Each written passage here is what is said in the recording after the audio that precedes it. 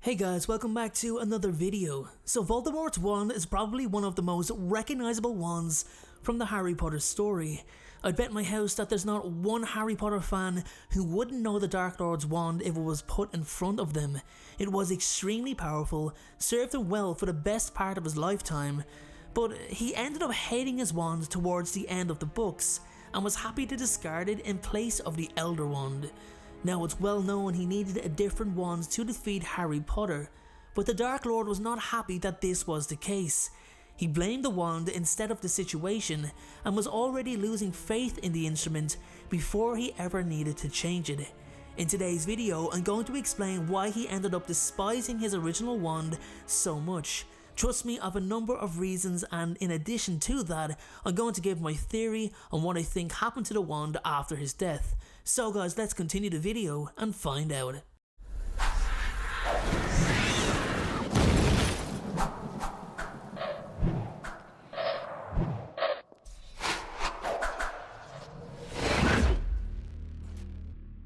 Before today's video begins, I'd like to take a brief moment to talk about today's sponsor, Audible.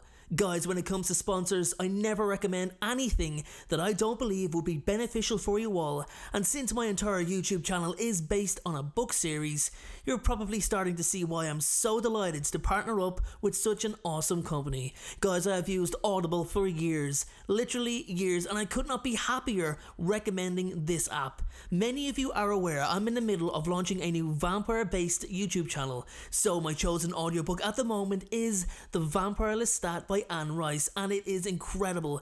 Guys, if you haven't read any of Anne's work, please do, because until you do, you're missing out. With that being said, Audible isn't just an audiobook. The Audible app has podcasts, wellness programs, theatrical performances, A-list comedy, and exclusive Audible originals that you will simply not find anywhere else. It is everything you love to listen to all in one app. You have a playlist for life. Trust me everyone, there will be no regrets if you take my advice and choose to download this app. Audible are so confident that you will find something you love that they want you to have 30 days free on them. Try it out. There's nothing to lose and only listening convenience to gain. Guys, to get your 30-day free trial membership to Audible, all you have to do is click the link in the description below or simply type into your web browser audible.com/HP Folklore. That's audible.com/HP Folklore. It's audiobooks, it's Audible, it works. Download it now. Welcome back guys, so let's get straight into it. Voldemort's original wand was definitely not an ordinary wand. It was a wand on the higher end of the power spectrum. Its core was the incredibly rare Phoenix tail feather, one of 2 donated from Fawkes, and its wood was yew.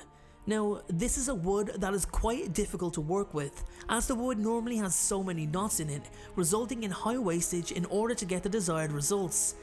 Now, Voldemort performed incredible feats of magic with this wand, and he used it for over 60 years without any problems, even creating his Horcruxes with it. Come to think of it, that yew wand was probably the only consistent thing that remained by his side all those years, and could have held some meaning for him.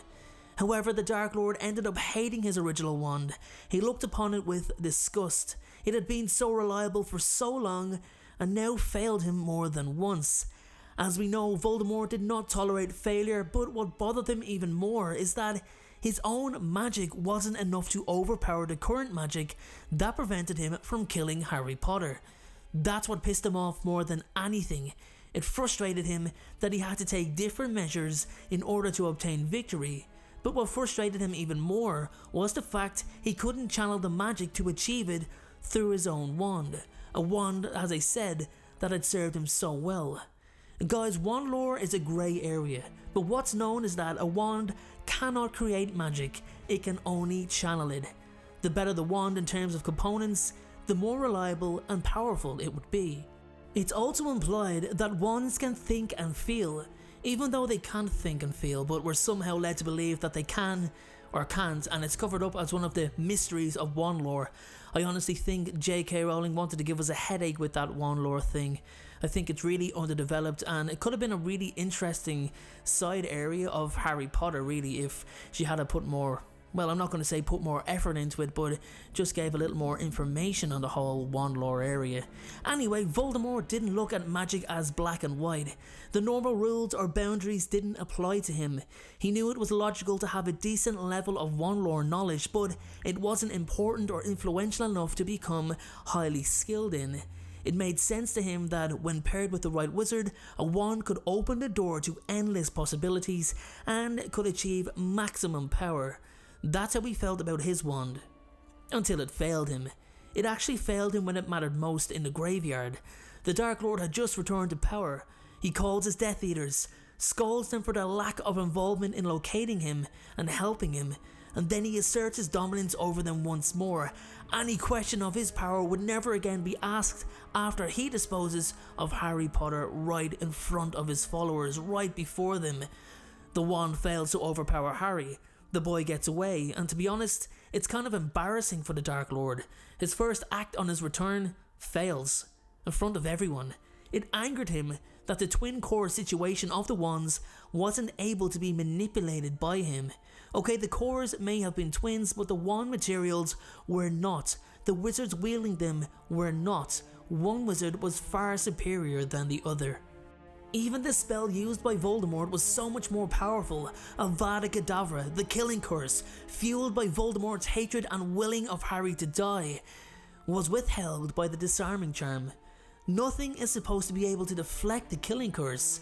He accepts the situation, but he blames the wand for failing to channel his magic properly. It continues to let him down. A year later, in the atrium, it fails to defeat Dumbledore, despite the latter only dueling to disarm, while Voldemort was throwing everything into his attack. Now, I know what you're all going to say. There's already established reasons for the wand failing him in the graveyard and in the atrium, but here's the issue. Voldemort expected his own power to trump those reasons. Let's take a look. Priori Incantatem was an extremely extraordinary magical manifestation. The Elder Wand is the most powerful and unique wand ever created. Good, legit reasons for the U-Wand failing, right? Except not for Voldemort. He believed he was as extraordinary as Priori Incantatem. He believed he had the power within him to defeat any wizard with any wand. His ego and his arrogance was so completely off the chart that he would not come to terms with the fact that he just couldn't emerge victorious himself. His U-Wand was a constant reminder of the fact that his magic alone was not powerful enough to combat the magic that was preventing him from defeating Harry Potter. It's quite fitting that his last official act with the wand was to lead him to its replacement and open the sealed tomb of Albus Dumbledore. So what actually happened to the wand after he claimed ownership of the Elder Wand? What happened to the wand after he died, come to think? Well guys, here's my theory on that matter. The wand was last seen in Malfoy Manor. He left it in his chambers, I'd assume. When he was killed, Ministry officials never claimed the wand, and my best guess is that it remains in Malfoy Manor. We know that Draco Malfoy continued to look after his family collection of dark artifacts that were accumulated over the years, and I bet that Voldemort's U-Wand is the collection's most prized asset. I can imagine it sitting there in a glass case with the echo of its devastation still haunting. It remains there to this day, hoping its master will forgive its failures and return it to action. So guys, that is my video on why Voldemort hated his original wand and what I think happened to it after his death. If you have anything that you'd like to add that I may have missed out on, then please do so in the comment section below. Thank you so much for watching, have a great day, and I will see you all in the very next video. Thank you so much for watching. I truly appreciate your support.